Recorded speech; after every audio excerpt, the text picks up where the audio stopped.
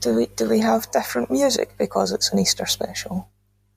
Oh, you're right. We should have different music. What kind of music? I don't know, something about a rabbit or a Some Jesus. holy music. Yeah, is there any Easter songs? I found a song called Easter Bonnet, and it's from Easter Parade, that film that we nearly watched. Oh, right. Oh, Easter music. What's your favourite hymn? Oh, favourite hit. Well, they're all Christmas carols. What's a good Bread Easter of Heaven? That hymn? sounds Eastery. Is it? Yeah. what about One More Step Along the World I Go? I like Yeah.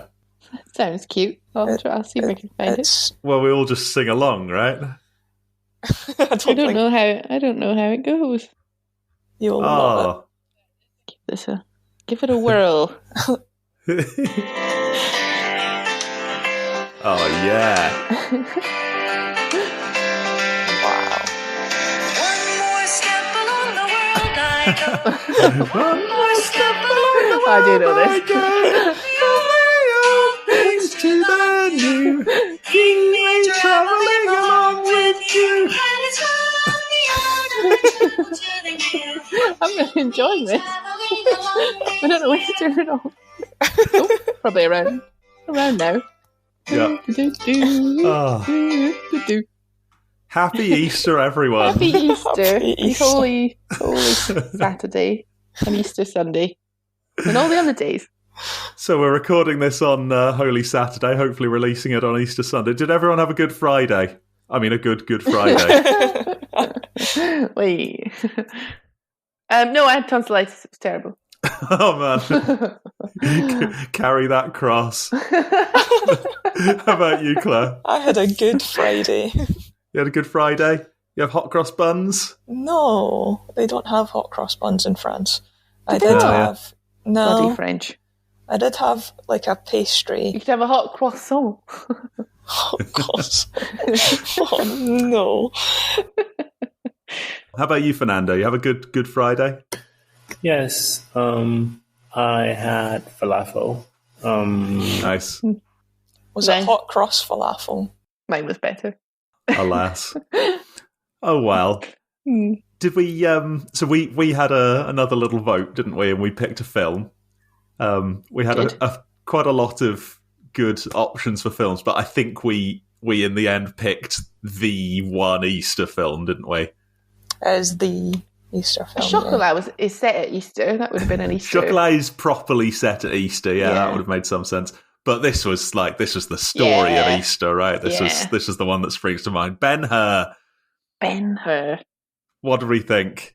How about you, Laura? When did you watch this, first of all? Bloody marvellous. I watched it for the first time, let me think, a couple of weeks ago. Okay, a couple of weeks ago. Did you not see my Letterboxd review? No, I didn't. I must have missed that. Okay, so you've watched this very recently anyway, and then we decided to watch it for this. Yeah. So you And I watched was it thrilled again? to watch it again. Exactly. You watched it again, even just like 2 weeks later? Yeah. Okay. The first time I didn't watch it properly. I watched it in like 3 stages. Yeah. And then the first time I watched it was the mood for me was slightly marred, I would say, because my stepdad came in the last 40 minutes and is a very chatty companion to watch a Oh, film with. no. So it was just constantly making Life of Brian references, and he had a McDonald's, and he was just rustling the bag constantly and making my God. cracking jokes. And I was like, "This is the crux of this film." The full cinema experience. So then you rewatched it, and you're So I saying you watched it all rewatched in it. one go? Yes, Nice, because you barely watched like an hour and a half film in one go, right? I'm known to do that. Yes, Yeah. Well, that's to break great. up a little film, but yeah, no, felt this was the time. Settled in for the full epic. And you Yeah. liked it? I love it. I love it so much. I think it's Oh, amazing. cool. I wasn't sure about how this one would go down with everyone, but yeah, okay. Claire, when did you watch this? I watched it partly on Thursday night and mostly this morning. Yep, so come fresh Excellent. from... Indeed. It's Fresh from watching very it. long. And? It is long. Like, Certainly is. really long. It is not as bad as I was expecting, though. It was entertaining. which was a surprise to me because old films Okay. are often not very entertaining. Okay. Yeah, good film. Probably won't watch it again. Yeah. And, Well, it eats into the calendar a bit, doesn't it? well, yeah, well, some people watch it twice in a fortnight though, so. There we go. I'm in academia now. I can do what I like. Oh, yeah. Gotta do something with I those want to train take an journeys. afternoon off. And Fernando, I think we lost you for a minute earlier, but how was this for you? What did I think of this film?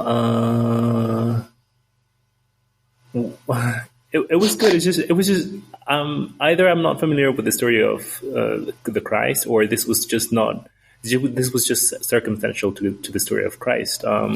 Because yeah, as in who is Ben-Hur and who is Messala? Are those characters that actually appeared on the Bible? Oh, I see what you mean. Yeah. So I think they are fictional characters, aren't they? But yeah, it's a film that surrounds the Easter story. It's a film that's adjacent to the Easter story, right? Mm-hmm. Yeah. Oh, and you expected it perhaps to be more focused on I guess Jesus. I was expecting the telling of how Christ was condemned and killed, and how he I see. resurrected, and his miracles and all of that. Except this wasn't it. Yeah, exactly. Oh, now that is interesting. And yeah, I think we can probably talk quite a bit about how much the Christian story comes into it and how much this is a sort of self-contained story. But yeah, that's cool. I think we'll probably spend some time contrasting Judah with Jesus as well. I think there's something to be said there. But basically, good film, Fernando. I thought it was a good film. It was, Cool. as Claire mentioned, it was much better than I expected it to be, because Great. Yeah, it was. Yeah, it was. I liked it. Cool. And it wasn't too long. It was long. It was certainly longer than the newest Batman film. But long films seem to be in fashion nowadays. Except this is not a recent film. Yeah. And I have to ask, it wasn't too old, was it? It was surprisingly not too old, except it was. But it had like color, and I was like, "Wait, was this a thing in the past? Was this a thing? As in, was the crucifixion filmed in color or black and white? I can't remember." I think the original crucifixion was black and white. I see. Okay, so this was just the remastered version of the crucifixion of the Christ. Yeah.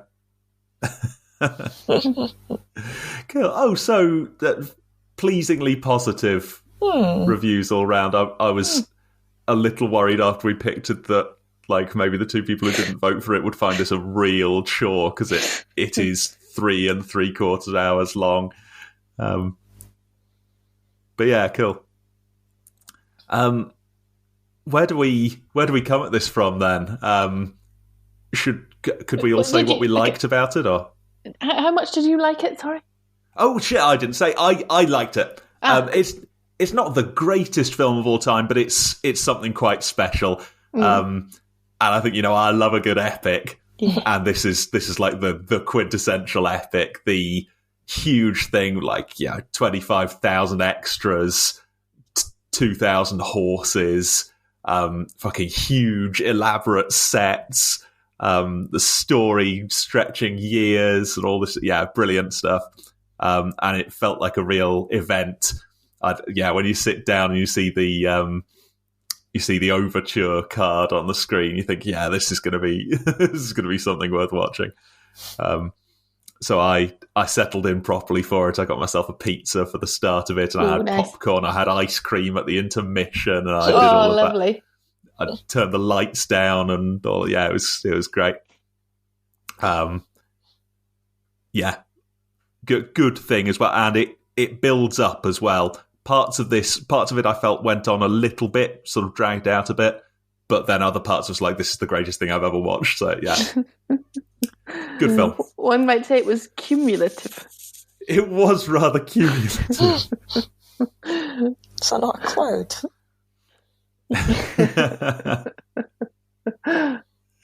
Yes, a very cumulonimbus sort of a film, in that it's fucking huge.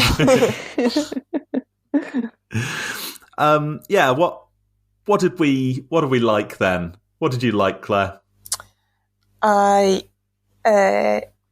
liked the film. Yep. Sorry, you think I'd expect to have to say things. I liked the character. I thought Ben-Hur was an interesting character. His whole story was great and full of twists and turns, which is nice. And yeah, I found him likeable, but also not perfect, which is great in a protagonist. Yeah, wonderfully flawed character. Yeah, I like the subtle allusions to Jesus throughout it. That was nice. And yeah, I kind of love anything that's set in ancient Rome anyway. Although this was mostly not in Rome, but it was in the Roman Empire, wasn't it? Imperial connotations. Yeah. It was good, and I found it didn't drag very much at any point. I thought it paced nicely. Great. How about you? Yeah, I loved the epicness of it, and I loved the spectacle. That was quite something. Yeah. The story perhaps was not as deep as it was grand. It was a wide open story rather than a deep story. I never felt we got a deep insight into any of the characters, but yeah, what it lacked in depth, it made up for in splendor. And it's this feeling, as you're in the second half of like he's at this chariot race, and you just think we've seen so much. Like we've seen him as the prince who likes the Romans, and then we've seen him as the being arrested and on the galleys, and then racing in Rome, and then doing the other thing. There was this feeling that he's been through so much, and that was wonderful. And the bloody one scene in particular that just stood out as one of the greatest cinematic sequences I've ever seen. We could probably guess what that is. But could we say Laura, what did you like? What was the scene? Oh, what was the scene? Anyone want to tell me what my favourite scene was? No. Discovery of the lepers. No, I'm just kidding. The chariot race, by any chance? The chariot race. What a scene. Wow, yeah, it was great. Just incredible. There's the amount of time. Well, I looked it up afterwards. Apparently it took 3 months to film over 5 months or whatever. They had obviously put so much into it, and the stunts were incredible. Yeah. Just these tremendously exciting and engaging thing, and how they got the cameras so close up on some scenes, because you can see this is happening. There were no green screens involved. There weren't any painted backdrops or anything, as far as I could tell, or if they were perfect. And it really stretched out. Well, the one race, it must have been 10 minutes. I guess they kind of filmed it real time, didn't they? It was 9 laps, so sort of 18 lengths, and I think we saw every one. Just amazing, like nothing else I've seen on the screen. Lovely. Yes, I've read. I assume that you've also read the Wikipedia article that describes how they did the chariot race. I read bits of it just now. I was looking up a few things to do with this, but maybe you can summarise some bits. I didn't read it all the way through. Oh, just about the fact that they trained those horses to pull the chariots, and Charlton Heston had to learn how to race a chariot, but he was a natural horseman anyway, and yes, that's what they said, wasn't it? And Yeah. Was there one bit that said that one of the scenes where Masala's getting trampled by the horses, I think some of the shots are done with a dummy, but some of them are done with him wearing steel armor under his clothes and actually getting fucking trampled by horses. Just something else. I think one of the shots with someone getting thrown off the chariot, it was an accident. Was that right? Yeah, that's what I read as well. Yeah. But just they must have known they were making something special as well. Like somewhere in the 6th week of filming that scene, they must have thought this is going to go down in history. I think was it the middle or something that took a year to carve out of stone? Really? Something like that. I don't know if that's true. That's again Wikipedia. Who knows? Wow. They don't make them like They that anymore. don't make them like that anymore. Like, what would they do now? Like, just do the whole thing in CGI in like 6 weeks with underpaid special effects artists, and then you'd watch it, and like a year later you'd say, well, that just looks fake. And yet we're watching it 60 years later, and we're like, fuck, I can't believe, oh my God, he fell off. Jesus Christ, look at the spikes on the Oh, yeah, how was that allowed? Why did no one stop that?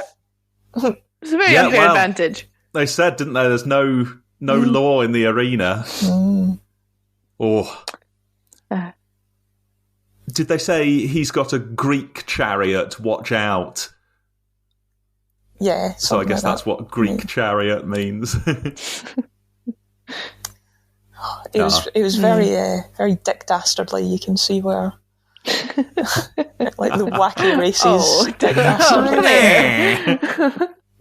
The most epic film scene in history. The wacky race. Just him twirling his moustache and saying, I've got another trick up my sleeve.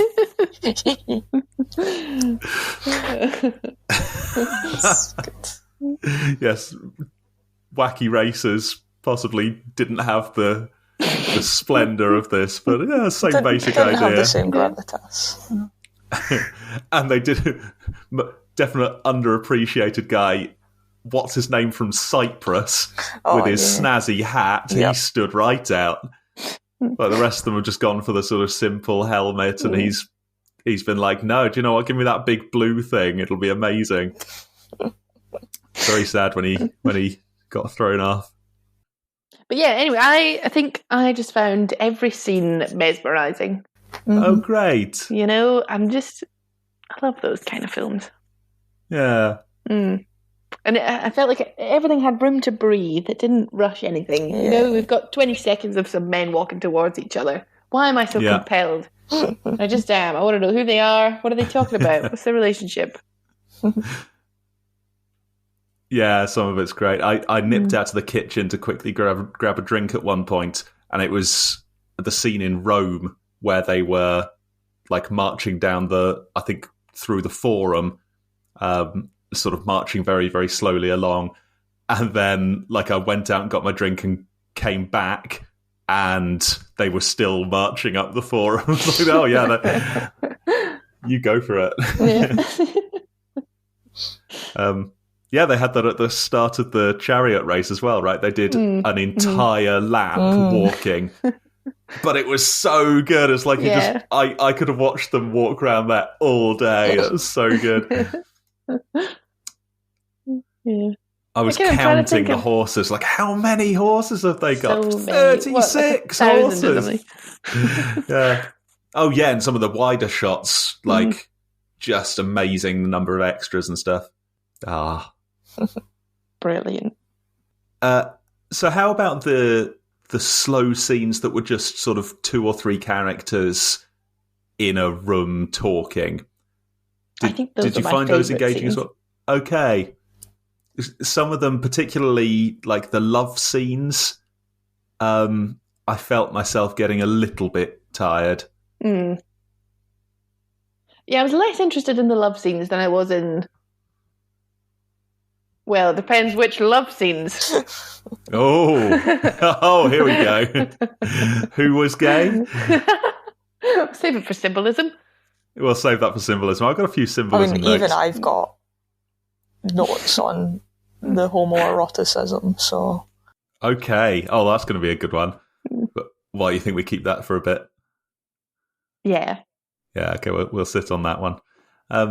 Did you find any of the scenes boring, or were you engaged all the way through? I was weirdly engaged all the way through. I did not think any of the scenes dragged. It was a long film, but I thought it was worth it. Mm-hmm. Cool. Who was your favourite? My favorite couple is Masala and Judah. Yeah. It's not even the one that I thought. Oh, we'll come back to that. We'll do that in the we'll ring the gay gong or whatever we have, and we can talk about that. We should have a gay gong, or maybe not. I'd be ringing it every time. It would just be you ringing a gong. Yeah. So, where do we start digging in then? Oh, is it time? Well, no, but with other thoughts. Oh, with other thoughts. We've talked about the chariot race. That was cool. What about the Jesus stuff? I guess, or is that should we? Say that what do we think of the religious aspect? Because I remember your Letterboxd review said it was heavy-handed with the Christianity. Right, I don't remember that, but yeah, I watched this a few years ago last, and I think I would stand by that. Some of it was quite clunky.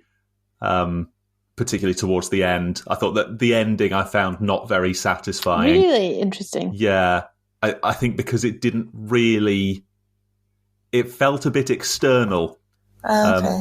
I quite liked the way that we had the story of Christ happening kind of in the background of scenes, but then it felt like just in the last 10 minutes of this 4-hour film, that was everything, and it just sort of came out of nowhere a bit. And then there was a miracle and they were all cured. And then that's it. That's just it. I wanted something else there, something more subtle about Judah rejecting hatred or something. But I'm not sure what I was looking for. I did like the kind of background hints of it going through, though. That was good. What did you think, Claire? Yeah, I enjoyed that it was in the background. I think it had to come round to that in the end. I thought it felt right that it finished with that for me. Okay. But I did wonder... Yeah, that was kind of the whole point, wasn't it? Yeah. I did wonder at one point, so when they were being taken as slaves to the galleys, and he stopped... and gave, when Jesus gave Ben-Hur the water, and you never saw his face. I wondered if we were supposed to, because he was very tender when he was giving him the water. I couldn't work out if we were supposed to think it was a woman or know it was Jesus at that point, because you never see his face, and then he stands up and there's long hair, and we've not really seen any men with long hair. But I don't think we were, because Jesus quite famously had long hair, and I think it was made clear. But his hair was perfectly combed as well, so it was interesting to see. Always is, isn't it? That's true. Well, got to keep up appearances if you're the son of God. Comes with natural bouffant. Bouncy, wavy locks. Yeah. There'll be some perks, eh?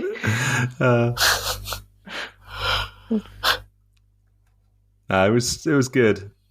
And I think you can see why this story over the millennia has captured so many people's imaginations and had such an influence. It is a good story. Whether, to whatever extent you believe in the Christian message, it's a positive story, and I think it's good seeing that even atheists can get something out of this story all these years later. Indeed. I think I also read on Wikipedia that font of all knowledge, that they had additional scenes that got cut after the crucifixion and the resurrection. Of Ben-Hur leading a rebellion of Jews against the Romans. What? Did they decide it was too long? But I mean, once you're up at 3 hours 40, I mean, you're like, we've got to cut What's another 20 minutes? Just cut the end off. I think once you're up there, you say, what's a few more scenes? What's another true. hour between Yeah. friends? I'd have watched that. I wanted something afterwards. I don't know if what I wanted was Judah fighting. As I think sort of the message of the film was that he had to be more of a pacifist or give up on his hatred. And I wonder how they could reconcile that with him leading a rebellion. Being a pacifist doesn't necessarily mean you don't want freedom. Yeah, but it means you don't fight a war for it. Still, maybe he would do that in a different way, a more hopeful way, rather than a... Yeah. Yeah, I think it was he just had to turn away from being totally consumed by rage and hatred. But you could still,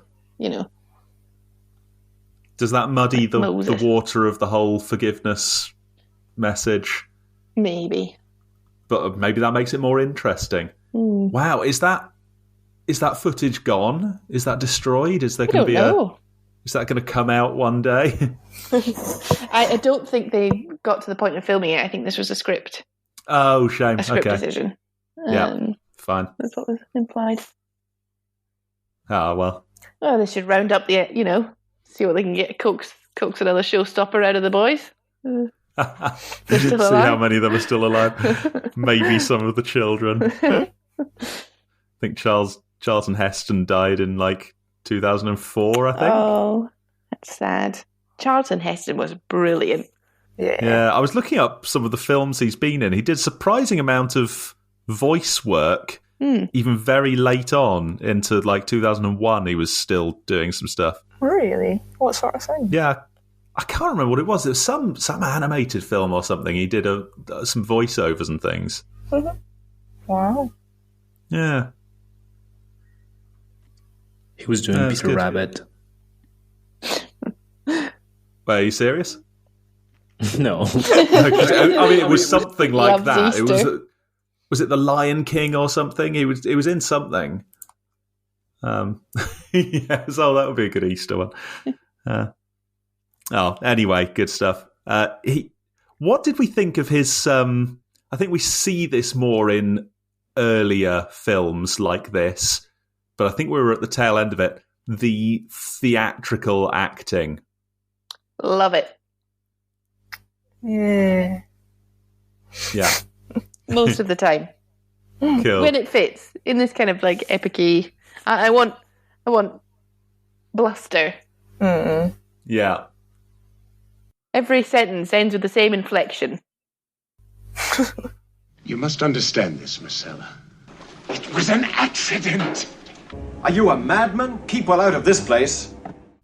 Masala. The gods. My people. I don't know. I can't think of what else he said, but It's good. Your No, tonsillitis has given that a nice edge that they put on as well. That's good. Yeah, okay, I see what you mean. And am I right that kind of comes from stage acting, where you need to really project your voice and you need to make all of your emotions larger than life so that people at the back can see? I thought the That's acting my was genuinely theory. brilliant. That's the way I thought the that acting was people genuinely behaved brilliant. in the past. Okay. That's just how old-fashioned people showed their emotions, yeah.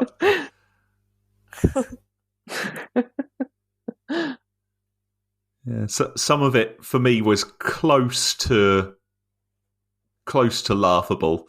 like Stuff what? like when he's down in the Valley of the Lepers and his grief on seeing his mother and not being able to speak to her. He like stretches himself out against the back of the rock and sort of looks up to the heavens. Like he frowns with his whole body. And there's a lot of that in the love scenes as well, where they pull away and stretch the whole body away, and then when they go to kiss, they leap over to the other side and embrace it. Everything's big, and yeah. I thought that all. I didn't even notice it. I was very moved the whole way through. Great. I want everyone to act like that all the time. No I guess they just do anymore. it then. Oh, we should just do that. Theatre. Yeah, make theatre again. I want emotions ramped up to 11.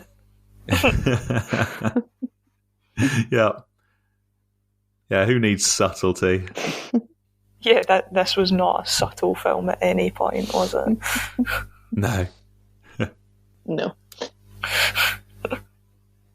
So this film won 11 Oscars, still holds the tied record for most Oscars. Who does it hold it with? Oh, there's a good question. I could tell you, but anyone want to guess? What are the other two films that have got 11 Oscars? Lord of the Rings. Yes, The Return of the King got Is 11 it? Oscars. Oh, Yeah. wow. Well done. Thank you. And the other one? What?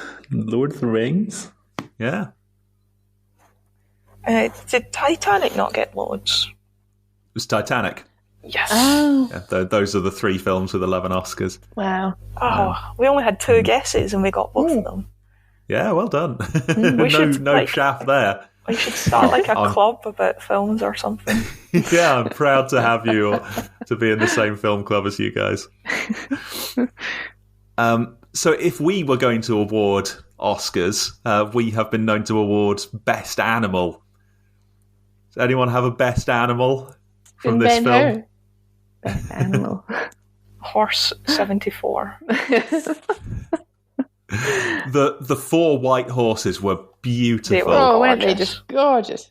I loved them. And I particularly liked the quiet one, the inside one, Aww. who was just a bit more reserved and a bit shyer. He was, yeah. But I'm going to say, in fact, it's my first note for the film, which is the calf that sort of steals the show when we're supposed to be looking at Jesus, and this calf just leaps across and like jumps around for a bit and then goes over to its mum. Yeah, That was excellent. lovely. Was it not like Cow. a Frisian cow as well? It's like that.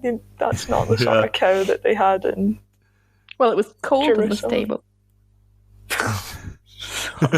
Freezing cow. Yeah, no. I don't know. I'm not normally a pun person, but Oh, yeah, No. I'm on a roll. We'll see how many more you can squeeze in. But yeah, that was a cute cow. And some of the sheep were good as well. But yeah, some beautiful horses. Mm-mm. I can't think of any other animals in the film. Were there any No, I others? feel like there were lots, but I'm actually now struggling to remember. They blew all the animal budget on the horses. Yeah, I suppose so. Well, I think they spent it well. Those were some magnificent horses. God, weren't the sets? I mean, I know we already talked about it, but like, you can't beat a good old Hollywood set. Yeah. You know, where they just pour so much detail and money into it. Yeah. Mm, Yeah, we're going to fucking build a set and it's going to be amazing, yeah. is what they said. And yeah, the big epics were the ones that were able to do that. And you just don't get that in most films. In smaller films, they can't do these huge things. I'm thinking like Mutiny on the Bounty, where they built the ship, or the Lord of the Rings, where they built Hobbiton, and they just, we've got a lot of money, we've got 3 years, get started. Yeah, and I love that.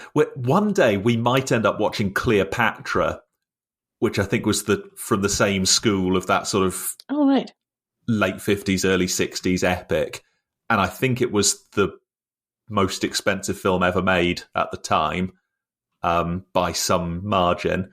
And it was the biggest crash. They made a huge loss because it just really? flopped at the box office. Oh, Yeah. wow. But there was also a lot of mismanagement. And I think some of these huge sets, which were the kind of stuff we were looking at there, these enormous sets they had to build, they like did some filming and then had to take the sets down and then had to rebuild them entirely from scratch. There was just huge wastage. It's got quite a piece of cinema history, Cleopatra. Maybe we'll watch it sometime. I'd be interested in Cleopatra. Don't know what's wrong with audiences that don't. Well, I think it was maybe not a very good film. I'm not sure. But I would it clearly had something going for it. But maybe we'll see. Should we talk a little bit about Judah? Yeah, sure. Why don't you get us started? Okay. He was dead cool, and I like that he was not perfect, but also, loved his family and stuff, and did good stuff as well.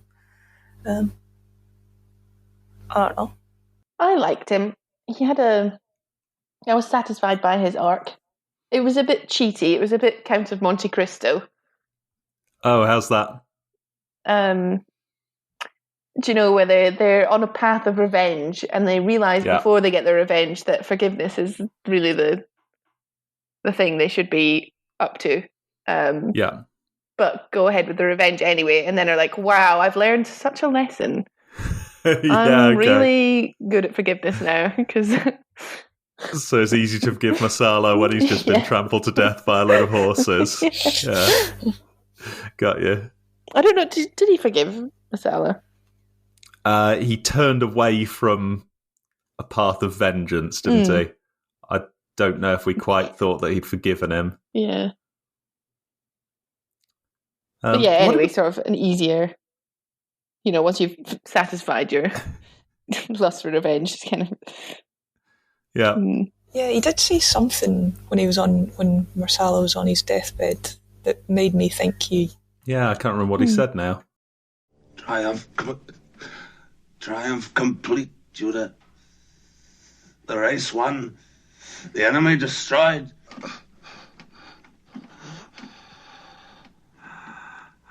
I see no enemy. What do you think you see? The smashed body of a wretched animal. There's enough of a man still left here for you to hate.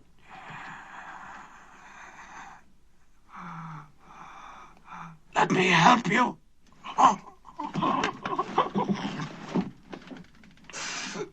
It goes on. It goes on, Judah. The race. The race is not over. No, that's right. Yeah, so he said, was that Messala sort of... Was he repentant in the end, or was he rotten right to his death? I couldn't quite make it out. I think he was so... What's the word? Not enchanted. He was just obsessed with him and wanted to... I don't know. I don't think he was repentant. I think he just wanted to... he cared, didn't he? But it was... Was he mocking him? I don't think he was mocking him. I think he was deeply affected by Judah. And he needed not his approval. I don't know. I don't know what it was. I think the incident did not affect Messala as much as it affected Judah. Hence, he did not think of it for most of his life. But when he was reminded of it, he might have felt bad. But I don't think that he repented, just because I don't think it was something that he thought of for most of his life. Yeah, okay. Okay. He did turn him in fairly easily. Yeah, that was awful. Nasty bastard. He was a wrong. He was. Well, it's because he was in love with Judah, though, wasn't it? So. Yes. Is it time to get into this now? I think it might be. Okay, right. Take me through the different gay relationships. Wait, where's the flute? Not in Mexico City. I'm sorry. I don't have the food. Yes. La la la. Symbolism. Specifically gay symbolism. A new tradition was born. The gay symbolisms. Song. Yeah.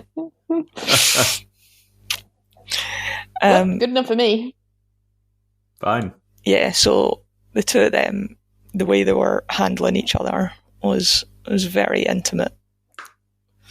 Oh, you mean when they were friends at the start? Yeah. I And thought that was just normal, friendly stuff. nah. I mean, they were gazing deeply into each other's eyes. Yeah, the first thing they say to each other is, after all these years, still close. In every way, I hope. Oh, in every way. Mm-hmm. Yeah, okay. Yeah.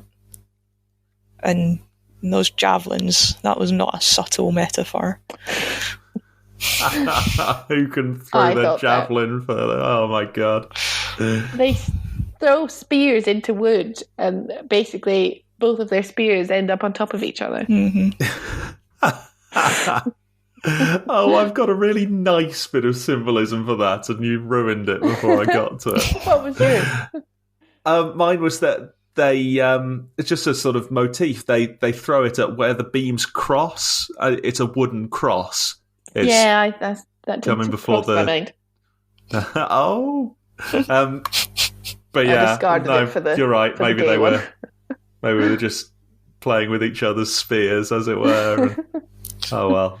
I did want so yeah they spear the wooden cross, and Judah follows him because he's still, under Rome's thumb at that point in the film. Oh, nice. Yeah. Yeah. Maybe. Oh yeah, okay. I think there's something in that. Mm. But yeah. We even see, don't we? I think just after that, or I think just after they've begun to fall out, Ben-Hur says, "Right, well, it's time for dinner," and he does the sort of Jewish blessing before they eat, and then they recline to eat like Romans. Oh. I thought that was a wonderful little hint of that he's really got a foot in two worlds. How often do you see that? People reclining to eat like Romans and yet doing the Jewish blessing. Good spot. That's a good detail. Nice. Mm. I thought it was a nice touch. Maybe it was a subtle film. Yeah, well, Oh, so many layers. It's great. a few bits. Is there something in he gives him a horse? He gives him a horse and then is trampled by a horse. Yeah, so it's not quite the same horse, is it? But No. Yeah, he gives. Oh, yeah. Yeah, at the start of the film, the horse racing is a huge part of their friendship, and by the end of the film, it's the epitome of their enmity, isn't it? Oh, That's- very good. Quite a reversal there. That's quite nice. That was a You can hell just of a imagine it phrase. if you know that they're going to be. Yeah, you get me. Yeah, if you know that they're going to be involved in that horse race later on, that's a huge moment. Him giving him a horse. Lovely. Yeah. Apparently, there's some debate about the homosexual subtext Oh yes. in the film. I read again that Gore Vidal was brought in to kind of edit some of the script, and I don't think he had that much to do with it in the end. I'm not really sure. I think he just edited some, but then his was later edited by a different screenwriter. But he was very insistent that he wrote in that there was this tension between them, and told Stephen Right. Boyd, the actor of Masala, to act as though he was in love with him and was kind of a spurned lover, Ah. Wow, but not to that's tell great. Charlton Heston because he would lose his mind or something. And then, so he published this in the Celluloid. He spoke about this in the Celluloid Closet, that documentary about Hollywood films and how they. I don't. No, but yeah, it okay. sounds interesting.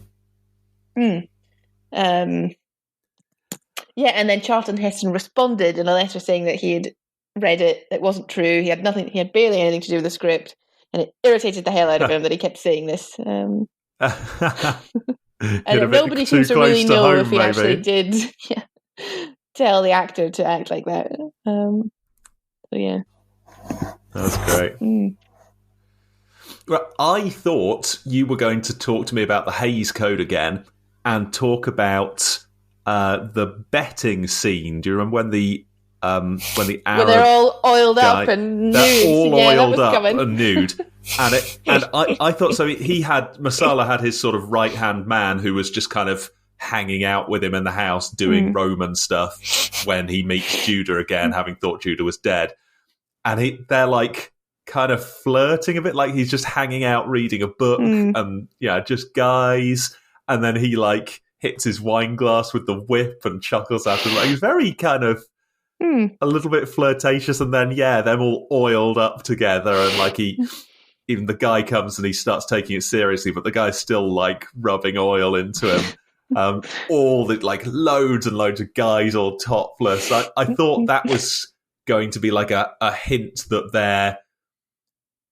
they're gay, which at the time is a hint that they're baddies who have unnatural relationships, like you talked about with the sort of gay coding in The Haunting of Hill House, and All About Eve, which I was beginning to get behind and sort of believe you on.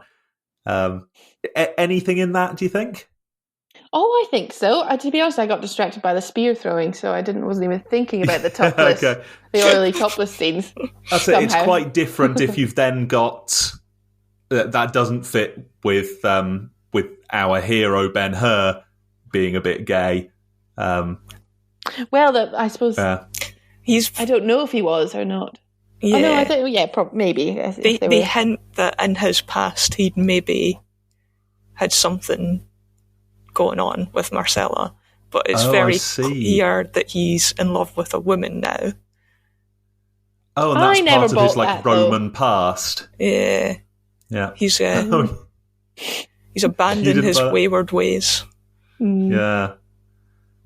You didn't go for that then, Laura? You didn't believe him? I don't know. I believed it in the sense that the film was telling me that they were in love, and clearly they needed that kind of strong love interest. But I thought he was more interested in Masala and his revenge. I didn't think he was, even towards the end, the love was not really the focal point. It lacked chemistry, didn't it? Yeah, a little bit. It felt a bit like they decided to write that in late on because they realised that movie-going audiences want a romance plot. And need to confirm that he's not gay. I need to confirm that he's not gay. We can't have a confirmed bachelor as the lead role. But in fact, that was one of the bits that I found a bit boring. This sort of, she was weirdly cold towards him. She was a slave?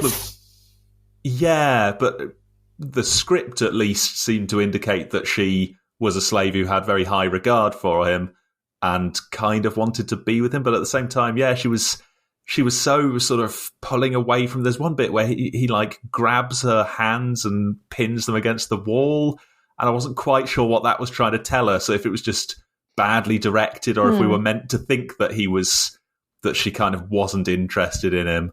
I think she was just holding out to.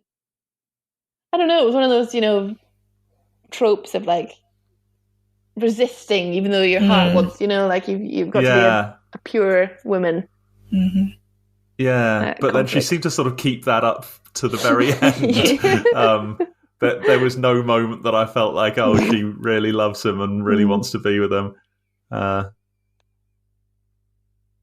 Maybe she was really in love with Tisra, and that's why she never really opened up to Judah. Oh, who was Tisra? Sister.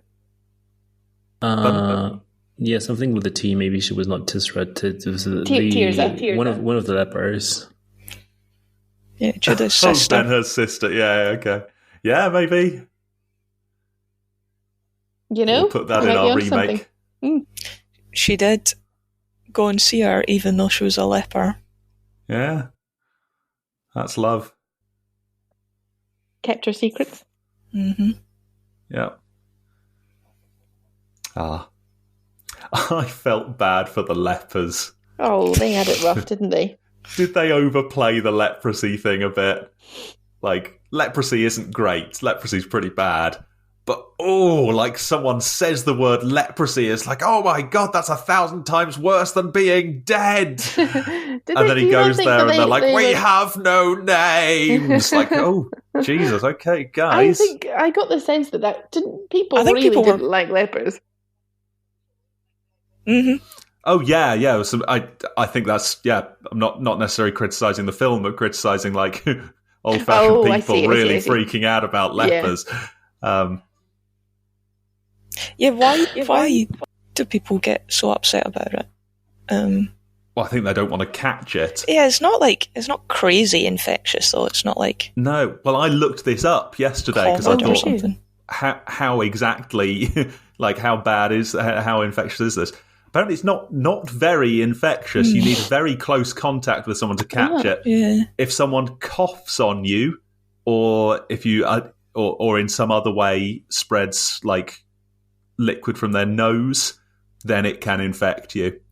And something like 1 in 10 people who are infected with the virus actually, or with the bacteria, actually end up getting the disease from it. Yeah. So it's not very, it's not very infectious, but I think because it's so visible, and I think it reminds people of death so much, just the way that, the way that it affects, the face and the skin and stuff. I think people don't like people historically have been, terrified of it, and see the sufferers as less human somehow, which I guess is what we saw in the film.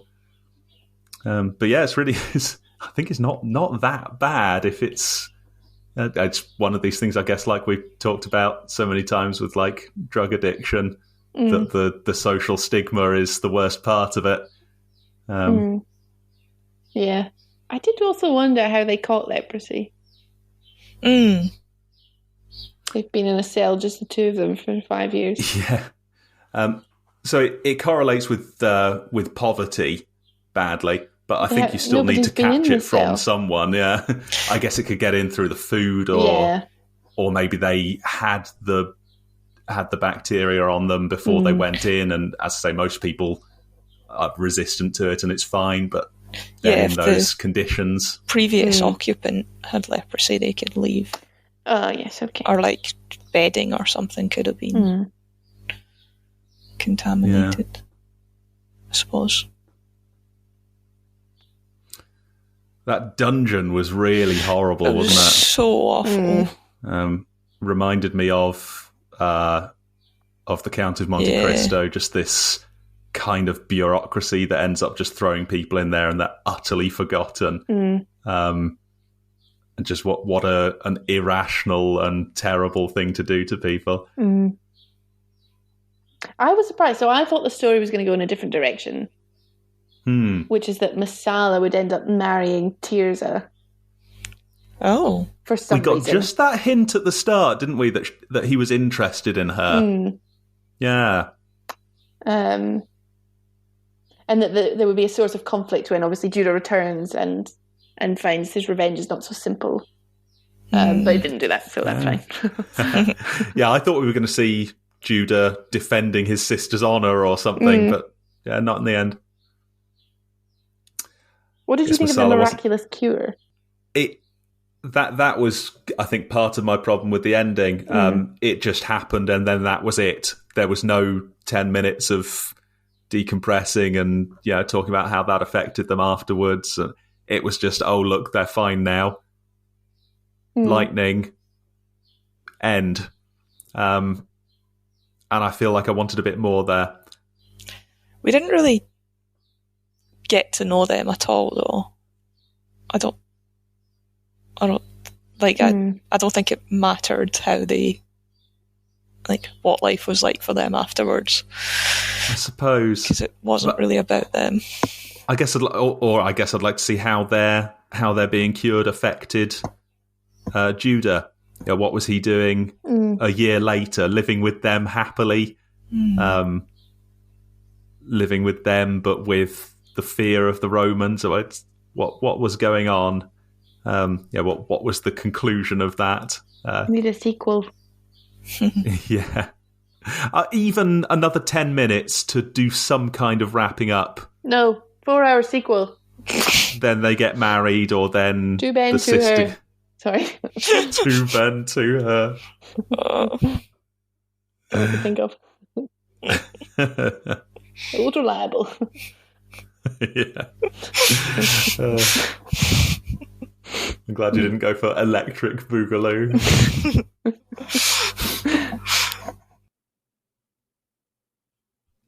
So that's what I thought of the miraculous cure. What did you guys think? I thought they were dying, and I thought it would have been better if they just died. Whoa. Cold. You know, they've seen Jesus. They found peace. Jesus. They're dying with Jesus as like a poetic kind of, I don't know, the end of something.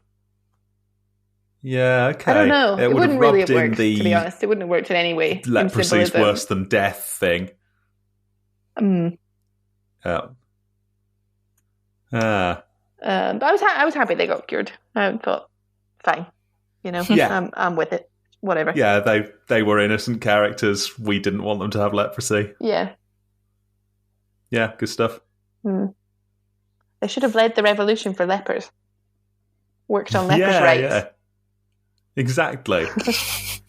Instead, what do we see? We see them, they go back to their palace and never think about it again. Maybe. Yeah, maybe that's the point. Maybe them going back to the palace is not engaging. Maybe that makes us care for them less if they just go on to their sort of life of privilege, and we want to see them. We just want to see a miracle, and then it's the end of the film. We also didn't see the resurrection, which I thought we would. Yeah. It's not an important part of the story. Yeah, well, it made it perfect for a Good Friday film. But I suppose we have to do our extra work and look ahead a bit, which is what we're doing now for Easter Sunday. What were they all doing on Easter Sunday 2 days later? Eating chocolate eggs. Yay! Yeah, I want the scene of them all making Rice Krispie cakes together. Or, of course, the far superior cornflake cakes. You're Oh, I mad. love cornflake cakes. Yeah. They are better. What? Amazing. I think Rice Krispie cakes are better if you don't make them into cakes and you just eat the melted chocolate with the Rice Krispies straight from the bowl. Nice. Yeah. But it can't beat corn. Oh my god, I haven't thought about that in a long time, and I want one right now. Beautiful. There used to be a third one that people would make. I can't remember what it was. It shredded wheat? This thing is, that just sounds too terrible, but I guess you put enough chocolate on, maybe it's fine. It was definitely like long bits. Was it all bran? It can't have been all bran, but there was something that's like long bits, and that was good. It looked like straw. I see what you mean. Looked like grass and hay that you'd make a nest out of. But I can't remember what it was. I remember them tasting really good as well. I'm going to try a few different cereals. Are you going to make some? Maybe I will. Yeah. Good Easter stuff. Right, I guess we can get into some of the more minor points now. Do horses yawn? They must. Everything yawns. Well, how many animals do yawn? I guess dogs yawn, don't they? And cats yawn. Sloths yawn. Do they? I mean, they're sloths. Can't argue with that. Famously tired. Okay.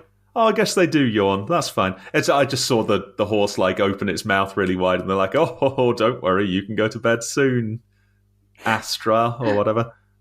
Regal, we've both supped well, and the world is good.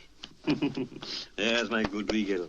Yes, you are ready for sleep. The day's work's done for you, eh? Yes. Well, you can go to sleep in a minute. Good night. Good night, my treasure. But I just wondered if that was made up. But yeah, cool. It was a shame. I really liked I don't remember his name, but the Arab trader. But he just did not look Arab at all. No, that was poor. Yeah.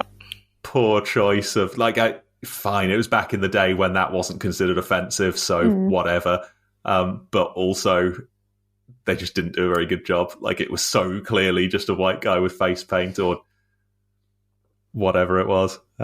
Still, he played it well. He was in Mutiny on the Bounty, 1962. Oh, really? Look out for that sometime soon. We're going to watch every version of the Bounty I'm film. excited for our tour around the Bounties. Yeah. Well, if we could do just about one a year, couldn't we? Compare and contrast. But I think we should do them all before the next Oscars. It would fit. We even rewatch the one we watched before. Oh yeah. Yeah. So we could have an award for best Mutiny on the Bounty film. Yeah. Oh, okay. Well, we should look up the anniversary of it and watch it and have a special holiday for a bonus. Oh, what a good idea!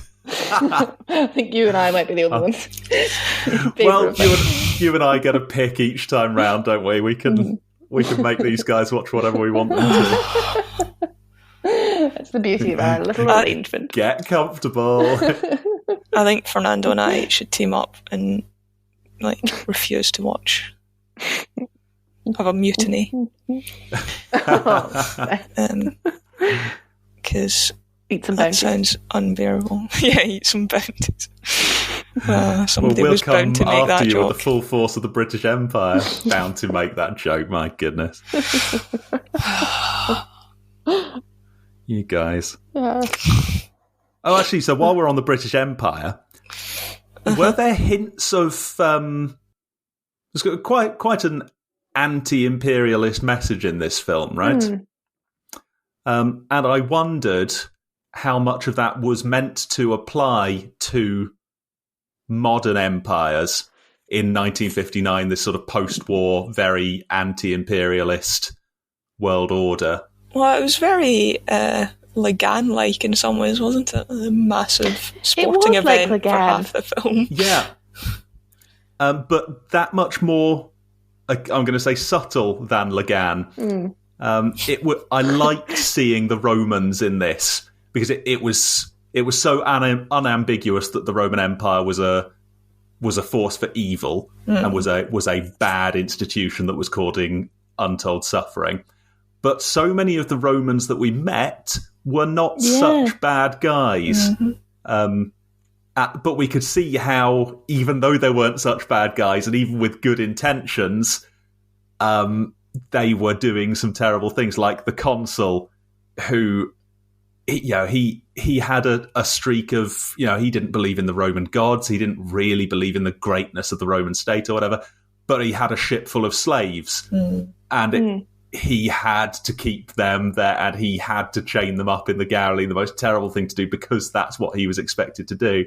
And he did his little thing, he let one of them go, but he still had to be a part of this, and it was the same with Judah near the start. He didn't want violence, so he was talking against violence, and so he was propping up the Roman state, even though he was so against what it was doing. And I thought that was interesting, and it made me think of the British Empire. They even talked about going around and civilizing the world, didn't they?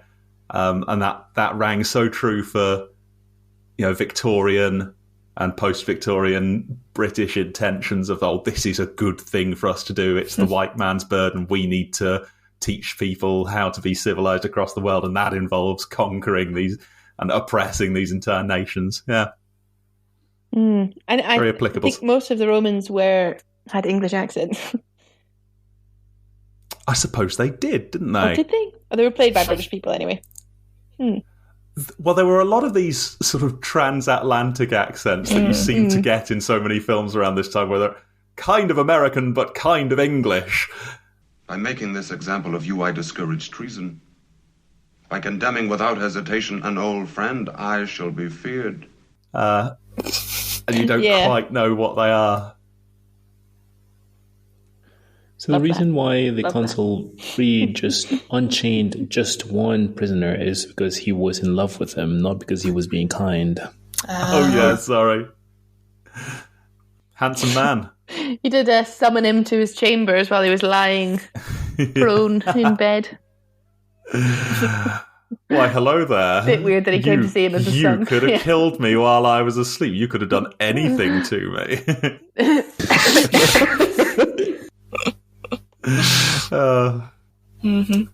Other anti-imperial stuff. No accident, surely, that they were all doing the Nazi salute. That is a Roman salute. Wait, that is a Roman salute. So that was Roman before it was Nazi. I think that's true, but that they didn't have to put that in the film, and every single person who went to see that film in 1959 would have known that as the Nazi salute.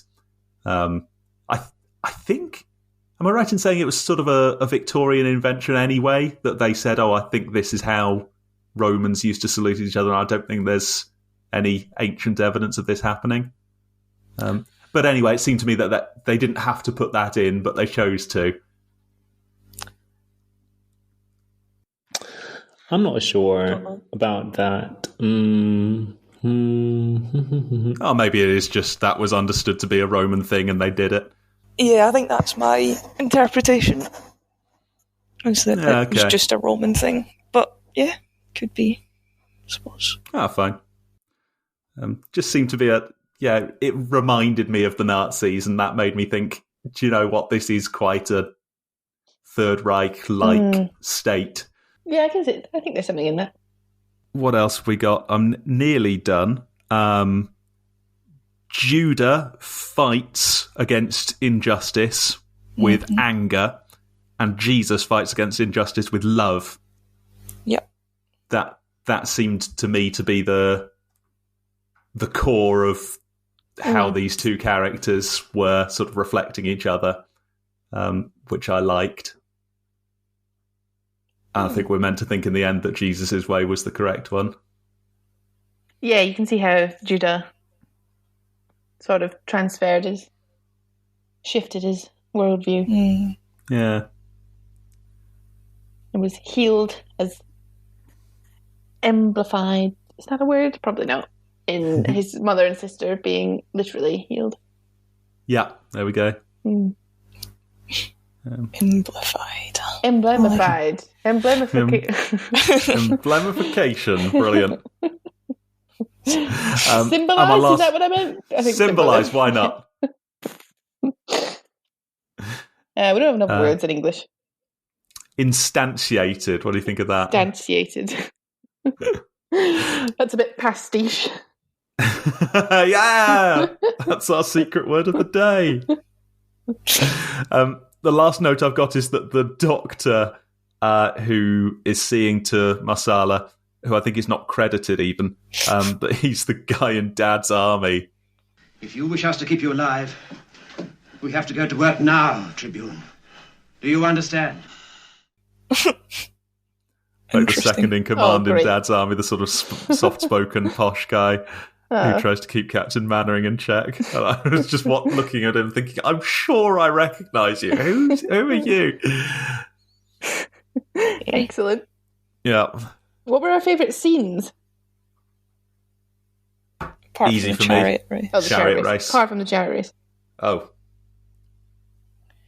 I really found Berrimit, the scene where they're in the galleys and he's making them testing Judah and making them all. I mean, it was horrible to watch, but the music was just really like. Well, the guy was just bashed away on the drum. Yeah. Very good scene. Yeah, I found that scene very compelling as well. And of course, bit of naval jargon never goes amiss. Ramming speed. Ramming speed! Ramming speed.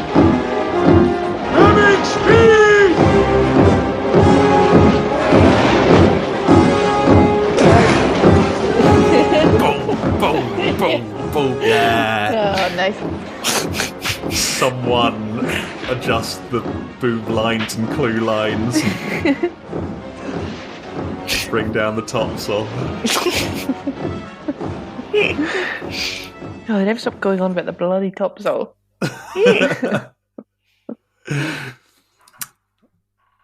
Oh, Jesus. My next pick. Right.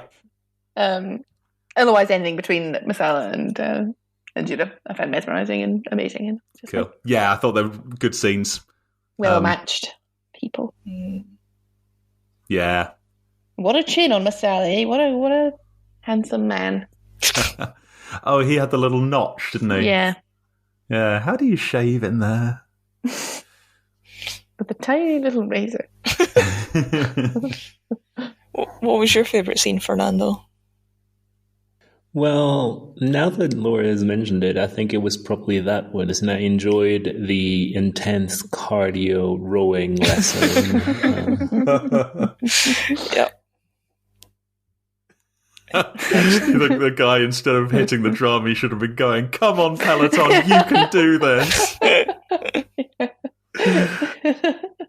I thought that after ramming speed, I was fully expecting them to go warp speed or god speed afterwards. Can he do it, Captain?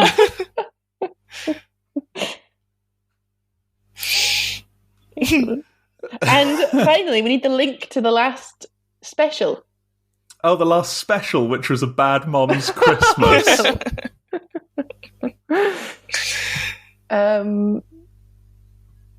Jesus was born in Christmas. Oh, yeah. They were both Jesus. Genuinely the story of Christ at their heart. How did a Bad Mom's Christmas relate to anything?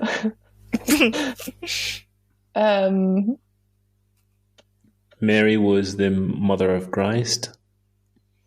Yeah. Something about mothers? Yeah, I had something to say about mothers, didn't they? About our relationship with our mothers and whether we should love them on the terms that they wish to be loved on, or if we have to take our own ownership of the relationship and assert our individual or our personhood, not just in relation to their desires. Yeah. Wow. Yeah, he wants to see his mother again, but she's a leper and she wants to keep to herself, and so there's a conflict there. Nice, yeah. Well, see you all at Pentecost, I guess. I can't believe we missed Pancake Day. Yes, I don't think any of us really thought of any good Pancake Day films. Could have been drawing the lines between this and Uncle Buck. Yeah. I did Google pancake films, but there was nothing. We could have watched The Prince of Egypt. We could have watched The Prince of Egypt. Oh man, I didn't think of that. Famous pancake film, I can't believe it. No, I'm just kidding. Yeah, that would have been a good one. But we've not done the Who is Jesus game.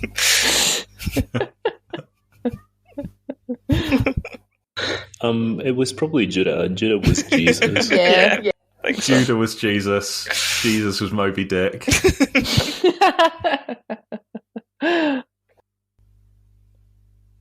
Well, on that note, Happy Easter, everyone.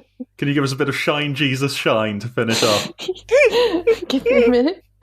Certainly. Here we go. Yeah. This is like the classic hymn people close their eyes when they're singing. Lord, the light of your love. Yeah.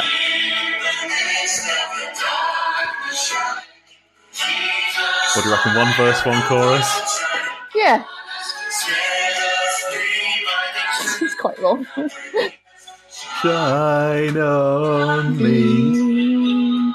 Shine on me. Yeah, shine, Jesus, shine. Fill this land with story. This is a great song. Absolute banger. Yeah. Give it another. Give it a sec. Grace and mercy, send forth your word. Lord, and let there be light. Yeah. Yeah. Thank you all. Beautiful. I love that. Lovely.